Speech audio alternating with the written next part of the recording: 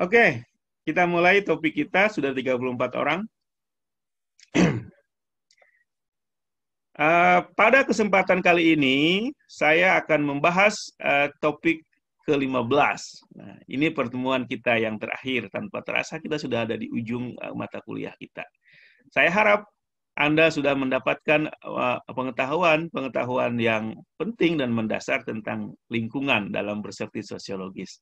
Nah, di ujung pertemuan kita ini, mata kuliah ini, di ke-15 ini, saya akan menyampaikan bahasan tentang topik yang sangat penting, ya, yaitu bagaimana respon kaum agamawan, bagaimana respon agama, bagaimana respon penganut agama terhadap persoalan lingkungan.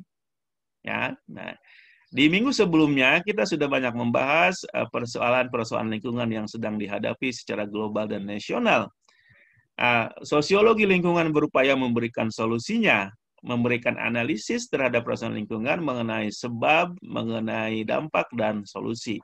Di minggu terakhir kemarin kita membahas tentang solusinya, yaitu menawarkan apa yang disebut dengan teori ekonomi alternatif yang kita sebut dengan green economy. Nah, pertanyaan sekarang, bagaimana dengan kaum agama? Bagaimana dengan pihak para penganut agama terhadap lingkungan ini? Bagaimana respon mereka? Apakah diam saja? Nah, respon pihak agama ini sangat penting karena kita sehari-hari hidup dengan agama. Agama bagian penting dari kehidupan kita. Khususnya kita orang Muslim, agama tidak lepas dari kehidupan kita. Orang Indonesia apalagi terkenal religius. Nah, maka dari situ penting kita melihat bagaimana sih sebenarnya respon orang agama, penganut agama, dan ajaran agama sendiri terhadap persoalan lingkungan. Oke, nah ini yang penting kita pahami, apalagi kita berada di kampus Islam. Maka sangat penting kita memahami bagaimana agama merespon dan mengajarkan tentang lingkungan, dan bagaimana kita sebagai Muslim seharusnya merespon persoalan-persoalan lingkungan itu. Oke, saya kira itu poin yang akan saya bahas. Saya akan berbagi layar kepada Anda supaya Anda bisa menangkap poin saya dengan baik ya. Oke.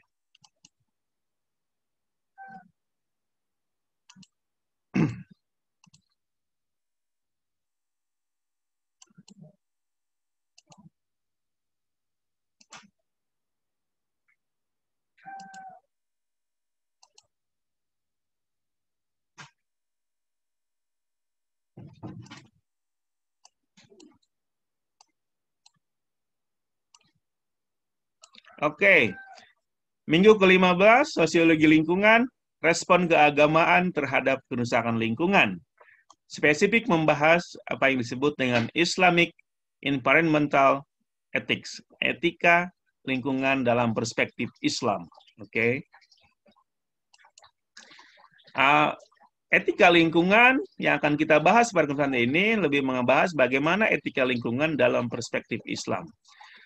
Ini penting dibahas untuk sebagai upaya bagaimana Islam, khususnya agama kita, merespon atas kerusakan lingkungan. Karena itu, untuk merespon ini, muncullah paham dan gerakan lingkungan yang diinspirasi oleh agama.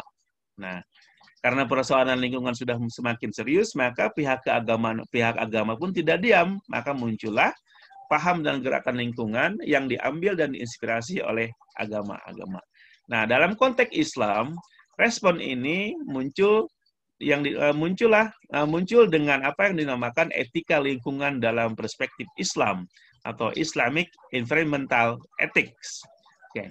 Atau dengan istilah lain, etika Islami tentang lingkungan ini disebut dengan teologi lingkungan dalam perspektif Islam. Ya.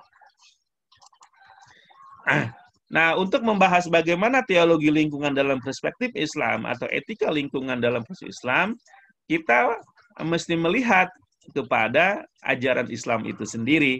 Nah, kita harus untuk mengetahui bagaimana Islam melihat lingkungan, maka kita harus melihat bagaimana sih Islam berbicara tentang Islam. Tentunya kalau kita berbicara tentang ini, kita harus merujuk kepada Al-Quran dan Sunnah Nabi. Nah, ini penting nih ya. Nah, salah satu ajaran penting untuk memahami teologi lingkungan dalam proses Islam, kita akan melihat sebuah konsep yang disebut dengan khalifah. Nah, untuk memahami bagaimana Islam melihat lingkungan, maka kita harus melihat kepada suatu konsep, salah satu konsep penting mengenai manusia, yaitu konsep khalifah. Nah, saya kira istilah khalifah sering Anda dengar, dan Anda sudah sering mendengarnya, tapi sebenarnya apa sih khalifah itu? Oke, saya ingin membawa Anda kepada makna dasar khalifah itu, supaya Anda bisa mengerti dengan baiknya. Secara kebahasaan, khalifatun dalam bahasa Arab. Kalau khalifah artinya secara harfiah orang yang datang belakangan. Artinya kalau yang datang belakangan pengganti. Orang yang mengganti Anda kan datang belakangan kan, habis itu dia pengganti. Jamaknya apa? Khulafa'u. Nah, kalau Anda kena kata khulafa'u itu adalah bentuk jamak dari khalifah. Maka dalam konteks dalam sejarah Islam ada yang disebut dengan al-khulafa'u ar-rasyidun, yaitu khalifah-khalifah yang mendapat petunjuk, yaitu mereka yang menggantikan nabi setelah nabi, yang mereka dianggap orang yang mendapat bimbingan nabi. Siapa mereka? Yaitu pengganti nabi yang 4 orang, yaitu ada Abu Bakar, ada Umar, Utsman, dan Ali. Nah, orang 4 ini disebut al-khulafa'u ar-rasyidun, artinya para pengganti nabi yang mendapat petunjuk. Nah, Abu Bakar misalnya disebut sebagai khalifatun Nabi. Nah, arti harfiahnya apa? Pengganti Nabi. Umar bin Khattab yang menggantikan Abu Bakar disebut dia tidak menyebut dirinya khalifah, tapi dia menyebut dirinya Amirul Mukminin, pemimpin kaum muslimin. Tapi kadang dia menyebutnya al-khalifatu al-khalifatun Nabi. Penggantinya Nabi, karena yang dia ganti adalah pengganti Nabi atau Abu Bakar. Begitu juga Utsman dan Ali, belakangan mereka tidak menyebut dirinya khalifah tapi mereka lebih menyebut dirinya sebagai Amirul Mukminin, pemimpin kaum muslim. Nah, dari makna yang general tadi, makna khalifah itu dalam perkembangan sejarahnya mengalami penyempitan makna. Oke. Seperti yang Anda sekarang ini, kalau Anda mendengar kata khalifah lebih bersifat politis. Diartikan sebagai penguasa kerajaan Islam atau penguasa dinasti Islam. Nah, disebut dengan khalifah. Nah, ini adalah terjadi penyempitan makna khalifah sendiri.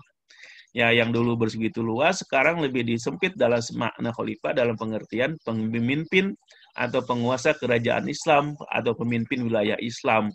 Contohnya apa? Nah, setelah Ali bin Abi Thalib tidak ada lagi ke Islam, dunia Islam menjadi kembali ke bentuk kerajaan dalam bentuk dinasti Umayyah, Abbasiyah dan sebagainya.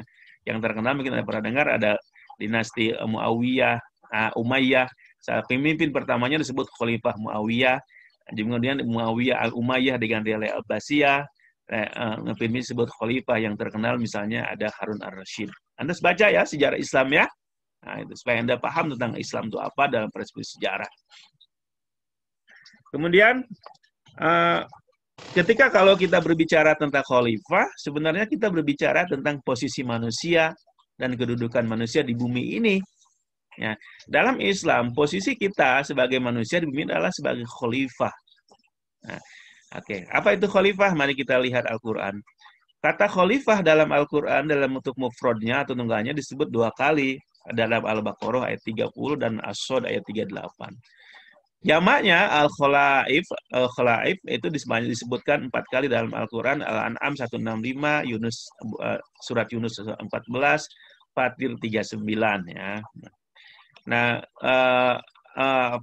ada jamak yang kedua, khulafa, itu disebut 3 kali dalam Al-A'raf ayat 69 dan 74 dan An-Naml ayat 62. Nah, apa sebenarnya makna khalifah yang sebagai posisi kita di bumi ini? Nah, dalam Al-Quran, khalifah itu artinya adalah kita ini manusia sebagai deputi. Tentu saja deputi itu artinya wakil Tuhan, wakil Allah di muka bumi. Tapi bukan dalam pengertian wakil, dalam pengertian sehari-hari kita. Dalam pengertian misalnya sekarang presiden kita Pak Jokowi, wakilnya Pak Ma'ruf Amin. Nah, bukan dalam pengertian begitu ya. Oke. Maksudnya apa? Karena Tuhan itu, Allah itu adalah sesuatu zat yang maha kuasa, yang maha gaib, yang berbeda dimensi dengan kita. Maka ketika turun ke bumi itu tentu mereka harus menyesuaikan tentu Tuhan itu harus menyesuaikan dirinya dalam konteks kemanusiaan, ya. Maka misalnya tidak bisa langsung Tuhan turun kepada manusia karena dimensinya berbeda. Maka misalnya mengirimkan wahyunya melalui malaikat Jibril kepada Nabi Muhammad. Nah, sebagai begitu juga dalam rangka dalam upaya merumuskan merawat bumi ini, Tuhan melalui tanda petik tangan-tangan yang tangan-tangan makhluknya, yaitu siapa? Kita.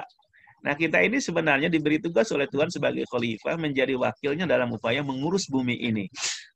Nah, maka makna khalifah yang kedua disebut sebagai steward, artinya pemelihara dan penjaga. Memelihara penjaga apa? Bumi tentu saja. Oke. Atau adalah mana yang ketiga adalah vicegerent atau wakil penguasa. Ya, kita ini tanda petik diberi wewenang oleh Tuhan untuk memakmurkan bumi ini, menjaga bumi ini, mengelola bumi ini sesuai dengan aturan dan perintah Tuhan. Ya. Karena itu gelar kita adalah sebagai manusia adalah Khalifatullah fil ard. Khalifah Allah, pengganti Allah, deputi Allah, itu yang diberi wewenang oleh Allah untuk memelihara bumi ini. Nah, ini yang penting Anda pahami pengertian dasar posisi kita sebagai manusia, ya. Oke. Kalau posisi kita, tugas kita, kedudukan kita sebagai khalifah, maka tugas kita apa? Tugasnya adalah khilafah. Nah, ini. Posisi kita khalifah, kedudukan kita khilafah. Tugas kita adalah apa? Melaksanakan khilafah. Apa itu khilafah? Khilafah inilah yang menjadi tugas kita sebagai manusia di bumi. Tugasnya apa? Tugas ini, khilafah ini sebagai tugas manusia, sebagai akibat dari posisi kita sebagai khalifah. Nah, tugasnya kita apa? Mewakili Allah di bumi.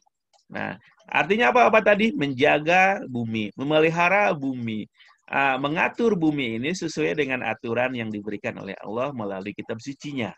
Oke, nah itu ya tugas kita.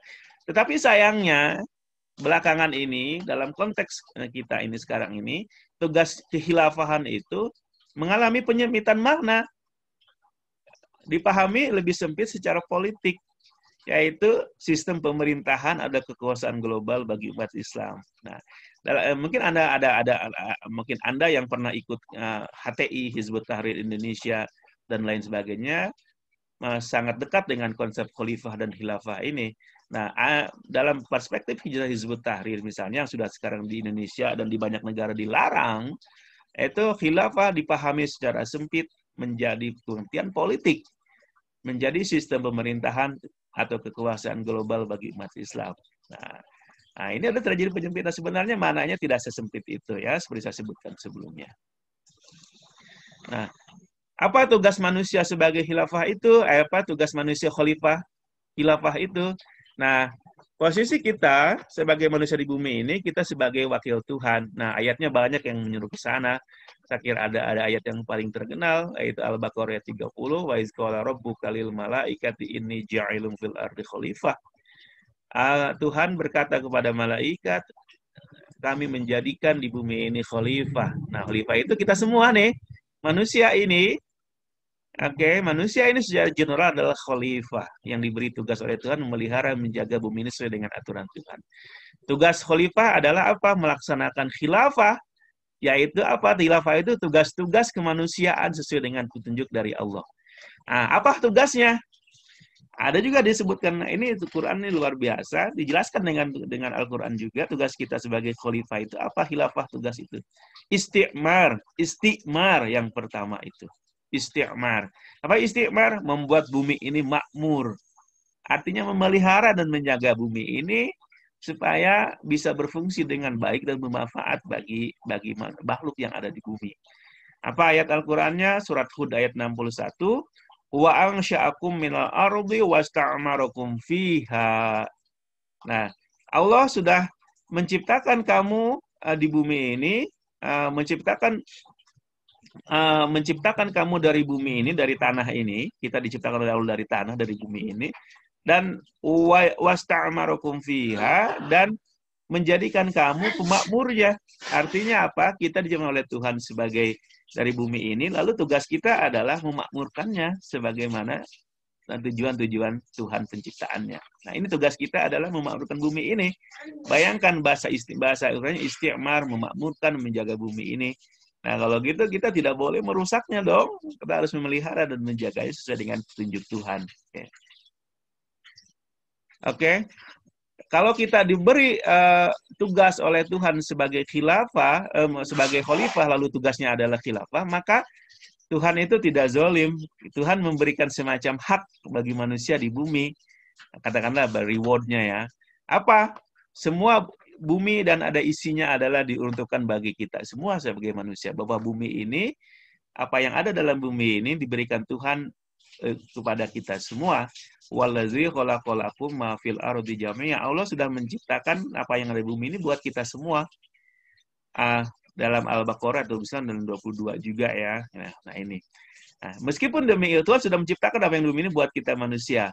Nah, tapi kita harus ingat dalam kita memanfaatkan yang ada di bumi ini mesti dalam konsep kita sebagai khilafah yaitu pemakmur bumi, bukan perusak bumi. Oke, ingat itu ya. Nah, bagaimana apakah Tuhan begitu saja melepaskan manusia dalam melaksanakan posisinya sebagai khalifah dan tugasnya sebagai khilafah itu? Tidak. Tuhan dalam memberikan panduan-panduannya kepada manusia untuk melaksanakan fungsi khilafah itu dengan melalui petunjuk-petunjuknya dalam bentuk wahyu. Dalam konsep Islam, wahyu itu diturunkan oleh Allah kepada malaikat melalui malaikat Jibril kepada Nabi Muhammad. Nah, itulah yang disebut dengan ajaran Islam. Wahyu Allah lihat para nabi dan rasul sebagai petunjuk melaksanakan tugas khilafah. Nah, isinya apa? Panduan-panduan pokok, panduan-panduan kita melaksanakan tugas khilafah kita di muka bumi ini. Nah, salah satu ajaran pentingnya adalah tauhid. Yaitu selalu kita mengesahkan Allah satu-satunya sebagai penguasa dan pemilik bumi ini. Tauhidnya. Kemudian tugas kedua adalah ini tauhid ini paling dasar dalam keyakinan Islam dan juga agama Ibrahim lainnya, agama bahwa Tuhan adalah satu-satunya, Allah adalah satu-satunya penguasa dan pemilik bumi ini. Tugas kita adalah melaksanakan khilafah itu dengan memelihara bumi dan mencegah kerusakan bumi. Nah, tugas kita ini harus didasari oleh tauhid, tugas kita ini, dan prakteknya adalah kita memelihara bumi ini dan mencegah kerusakan. Anda baca Al-A'raf ayat 56, wala tufsidu fil ardi ba'da islahiha wad'uhu khaufa wa tama'a inna rahmatallahi qaribum minal muhsinin. Janganlah kalian semua membuat kerusakan di bumi ini setelah Allah buat indah ba'da islahiha. Wad'uhu khaufa wa tama'a, dan serulah orang-orang untuk membuat kebaikan itu dengan cara yang baik. Sesungguhnya rahmat Allah sangat dekat bagi orang-orang yang berbuat kebaikan. Nah, ini tugas kita adalah memelihara bumi dan mencegah kerusakan bumi ini didasari oleh konsep tauhid itu. Oke.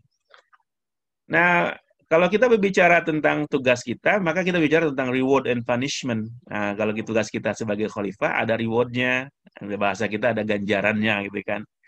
Oke, juga ada punishment-nya, ada hukumannya. Nah, yaitu kita di sini kita berbicara tentang adanya hari pembalasan. Nah, kita jangan lupa tugas ada konsep penting dalam Islam adalah hari pembalasan akhirat. Apa yang kita lakukan di bumi ini akan ada balasannya di akhirat nanti. Adanya balasan di dunia akhirat bukan cuma balasannya di akhirat, tapi juga di dunia ini sudah kita rasa apa yang kita lakukan, banyak hal yang dibalas dengan segera oleh Tuhan. Misalnya dalam konsep kalau kita berbuat merusak alam, balasannya bukan di akhirat saja kita dapatkan, tapi juga di dunia ini, yaitu kita mendapati kerusakan alam yang luar biasa, polusi udara, kerusakan global, kerusakan hutan. Itu adalah sebenarnya punishment dari apa yang kita lakukan tidak mampu melihara bumi dengan baik. Oke, kalau kita menjadi khalifah yang baik, maka kita akan mendapat balasan yang baik. Sebaliknya, kalau kita tidak menjadi khalifah yang baik, kita mendapat hukuman yang tidak baik pula. Nah, disinilah konsep pentingnya pertanggungjawaban atas semua perbuatan kita sebagai manusia. Oke, summalatus alunna yauma idzin 'anin na'im. Kita ini akan ditanya apa yang sudah kita lakukan. Nah, at-takasur ya. Nah, kita ini manusia ini menjadi khalifah itu sebenarnya kita menjadi pemimpin bagi diri kita sendiri pemimpin bagi lingkungan kita sendiri dan sebagainya. Kalau itu dalam hadis Nabi disebutkan semua kita ini adalah pemimpin. Kullukum ra'in wa kullukum mas'ulun an ra'iyati. Artinya di dalam diri kita ini kita menjadi pemimpin. Kalau kita menjadi pemimpin, bertanggung jawab atas perbuatan kita. Pemimpin untuk diri kita sendiri, pemimpin untuk keluarga, pemimpin untuk alam, dan sebagainya. Karena itu perbuatan yang kita lakukan, apapun bentuknya, akan mendapatkan reward, bisa itu bila itu baik, dan sebaliknya akan mendapat punishment atau azab kalau kita berbuat tidak benar. Nah, ini konsep luar biasa dalam Islam mengenai tanggung jawab ya sebagai manusia. Nah, salah satu reward atau punishment yang terjadi kalau kita tidak melaksanakan fungsi kita sebagai khalifah dan tidak melaksanakan tugas kita sebagai khilafah adalah apa? Kerusakan bumi. Ya, ini berkaitan dengan apa yang disebut dengan bumerang effect itu. Kalau kita berbuat baik terhadap bumi, bumi akan berbuat baik kepada kita. Sebaliknya kalau kita merusak bumi, kita akan mendapatkan kerusakan alam. Persis ini jelas dalam Ar-Rum ayat 41. Zuharul fasadu fil barri wal bahri bima kasabat aydin nas liyudhiqahum ba'dallazi 'amilu la'allahum yarji'un. Kerusakan yang ada di bumi itu baik di daratan dan di lautan itu sebenarnya disebabkan oleh tangan-tangan kita sendiri. Kita merusaknya, kita tidak memeliharanya.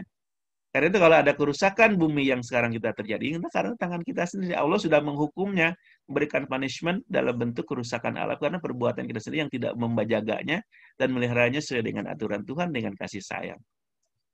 Oke, nah, ayat tambah lagi dalam Asy-Syura 30, wa ma asabakum min musibatin fabima kasabat aydikum wa ya'fu an katsir. Apapun yang terjadi kepada kita semua merupakan musibah merupakan musibah. Nah, musibah itu disebabkan oleh perbuatan kita fabima kasabat aydikum, disebabkan karena tangan-tangan kita sendiri. Ini perbuatan kita sendirilah. Akibat yang kita rasakan sekarang ini sebenarnya efek atau akibat dari apa yang kita lakukan. Oke. Saya kira ini persis banget dengan penjelasan kita mengenai namanya teori-teori lingkungan yang pernah kita bahas sebelumnya. Oke. Dengan demikian, kita sebagai posisi kita manusia adalah sebagai khalifah, tugas kita adalah sebagai melaksanakan khilafah, yaitu memelihara alam ini sesuai dengan kehendak Tuhan. Nah, bagaimana contohnya dalam konteks memelihara lingkungan, dalam merespon persoalan lingkungan? Mari kita lihat bagaimana contoh yang dilakukan oleh Nabi kita Muhammad SAW dalam upaya beliau mengajarkan kepada kita dalam bentuk perilaku dan ucapan beliau dalam memelihara alam. Nah, saya ingin Anda melihat ini dengan baik ya. Oke. Apa itu sunnah? Nah, Anda sering dengar sunnah Nabi, sunnah Nabi. Apa itu sunnah itu? Sunnah itu adalah tradisi atau kebiasaan, baik itu berupa ucapan, perbuatan, ketetapan Nabi Muhammad sebagai manusia dan Nabi. Nah, itu. Nah, mesti kita contoh dalam level-level tertentu bisa kita contoh, walaupun dalam hal tertentu tidak bisa semuanya kita contoh ya. Contohnya apa? Bagaimana perilaku Nabi dalam menjaga lingkungan? Oke, kita lihat. Nabi itu hemat dan efisien dalam menggunakan sumber daya alam. Nabi mengajarkan kepada kita untuk hemat dan efisien dalam memanfaatkan sumber daya alam. Contohnya apa? Nabi itu menyuruh kepada kita untuk hemat ketika berwudu. Nah, Anda mungkin berpikir, wudu kan kewajiban Tuhan. Nah, masa saya atur-atur airnya gitu kan? Mungkin Anda dan kita semua sering berperilaku wudu itu sembarangan. Kerannya dibuka dengan besar, gitu kan. Airnya besar. Padahal yang diperlukan kan tidak banyak. Nah, dalam ajaran Islam tidak boleh begitu. Coba lihat. Ini ada hadis Nabi yang perlu Anda tangkap dengan baik. Oke. Ani bi Umar, anna nabiyya marra bi Sa'din wa huwa yatawadda, faqala ma hadha syaraf? Qala al-wudu' israfun? Qala na'am, wa in kunta 'ala nahrin jarin. Nah, ini begini. Suatu waktu Nabi lewat kepada salah seorang sahabat namanya Sa'ad. Nah, dia sedang berwudu. Nabi bilang, kenapa berlebihan begitu wudunya? Nah, sedangkan, apakah lagi sedang berwudu bisa dianggap sebagai berlebihan? Jawab Nabi, ya. Meskipun Anda berwudu di sungai yang mengalir.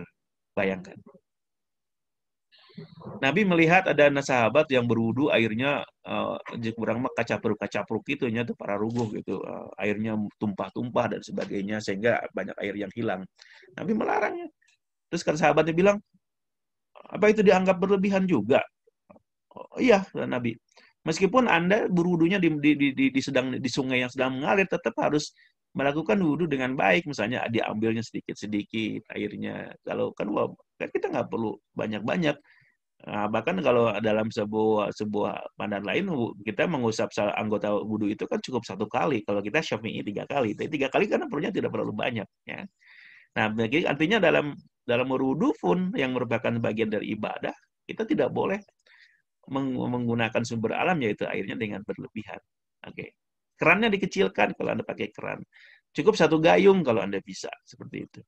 Kedua, nah, Nabi mengajarkan kepada kita dalam Al-Haram ini tidak boleh melakukan penebangan pohon dan pembabatan hutan secara liar dan tidak terkendali.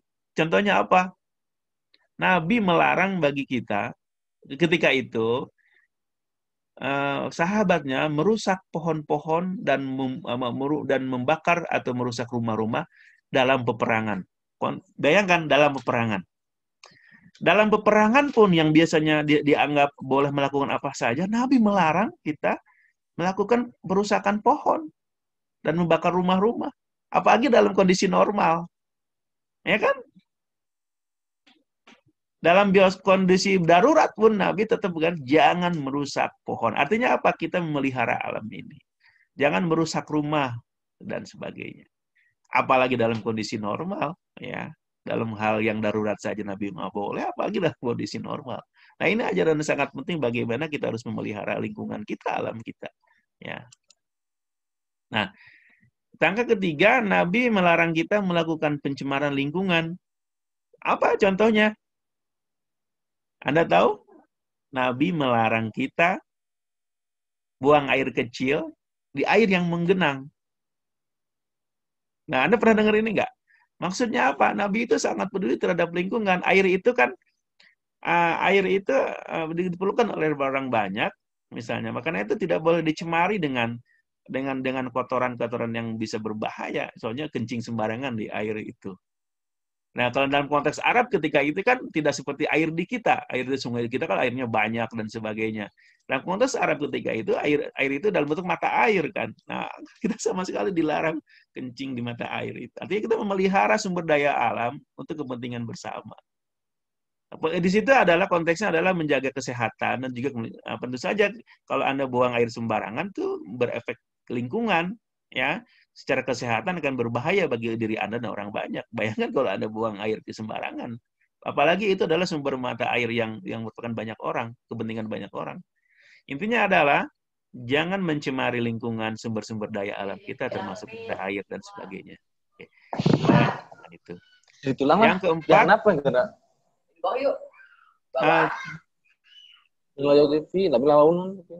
Contoh lain adalah dari bagaimana Nabi kita mengajarkan melihara alam adalah Nabi menyayangi binatang. Nah, ini kalau kita kemarin kan melihat ada konsep gerakan lingkungan yang disebut dengan biosentrisme, itu kan, dan sebagainya. Nah, Nabi sendiri sudah melakukan itu. Nabi bilang begini, dakhalat imra'atun nar fi hirratin robatha falam lam tut'imha walam tada'ha ta'kulu min khoshasil ard. Nabi pernah berkata ketika dia mengomentari sebuah kejadian, ada seorang perempuan, Nabi bilang dia masuk neraka. Sahabat masih bingung, kenapa dia masuk neraka? Karena Nabi bilang gara-gara kenapa dia masuk neraka? Karena seekor kucing. Nah, mereka bingung, sahabat bingung, kenapa dia perempuan itu masuk neraka karena seekor kucing? Nabi bilang ternyata si perempuan itu mengurung kucing di dalam rumahnya sehingga kelaparan dan tidak membiarkan kucing itu keluar rumahnya mencari makanan sendiri. Tidak diberi makan di dalam rumah, ditahan dikurung, tapi tidak diberi makan, akhirnya kucing itu mati. Nah, Nabi mengatakan perempuan itu masuk neraka. Maksudnya apa di sini? Kita harus peduli terhadap lingkungan kita. Kita peduli terhadap hewan sekalipun. Nabi mengajarkan kepada kita untuk peduli dan menyayangi binatang.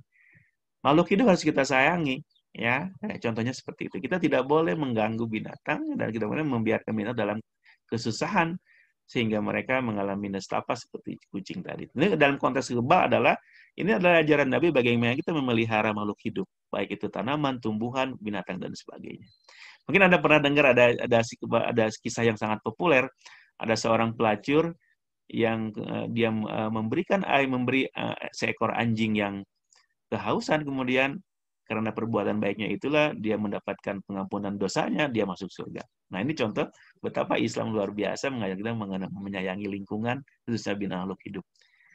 Yang kelima, contoh bagaimana Nabi menyarankan kepada kita menyayangi lingkungan adalah penghijauan. Kita harus melakukan penghijauan, menanam pohon. Oke, apa buktinya? Nah, kita lihat. Ini luar biasa hadis ini. Nabi berkata, in qomatis sa'atu, kalau seandainya hari ini sekarang ini terjadi kiamat, wabiyadi ahadikum fasilatun, dan di tangan Anda itu ada semacam benih pohon, fa in istata'a alla yakum hatta yagrisaha falyaf'al. Maka kalau dia bisa, tanamlah bibit pohon itu sekarang, walaupun sekarang hari ini adalah kiamat. Ini luar biasa nih. Seandainya hari ini kiamat, Nabi tetap masih mengajarkan kepada kita, tanamlah pohon. Apalagi kita tidak tahu kapan kiamatnya, maka harus tanam pohon itu. Saya sendiri berusaha di rumah ini menanam banyak pohon-pohon di sekitar rumah saya. Ada yang kecil, ada yang besar, itu dalam upaya itu. Coba Anda lakukan hal yang sama. Nabi saja menyuruh kita menanam pohon walaupun hari ini kiamat. Nah, itu kan andai ya. Apalagi kita tidak tahu kapan kiamatnya, maka kita harus lebih banyak menanam pohon dong, ya. Seperti itu. Ada hadis lain yang mengatakan, ma min muslimin yagrisu gharsan aw yazra'u zar'an fayakulu minhu tayrun aw insanun aw bahimatun illa kana lahu bihi shadaqah. Nah, barang siapa yang menanam pohon, kemudian pohonnya itu hasilnya berbuah misalnya dan dimakan oleh burung dan dan manusia atau binatang lainnya, maka itu merupakan sedekah bagi orang yang bersangkutan. Nah, ini adalah ajaran Nabi, hadis Nabi yang mengajar kita untuk menanam pohon. Manfaatnya bisa diambil oleh siapa saja, bukan oleh Anda, bisa oleh binatang, misalnya kelelawar, burung dan sebagainya, oleh manusia. Itu juga merupakan sedekah yang akan selalu mengalir kepada diri Anda, ya. Sebenarnya sudah meninggal. Saya mengajarkan kepada Anda untuk selalu bacalah. Iqra, ajaran agama kita adalah Iqra yang paling awal. Wahyu pertama, Iqra bismi rabbikal ladzi khalaq. Iqra wa rabbukal akram.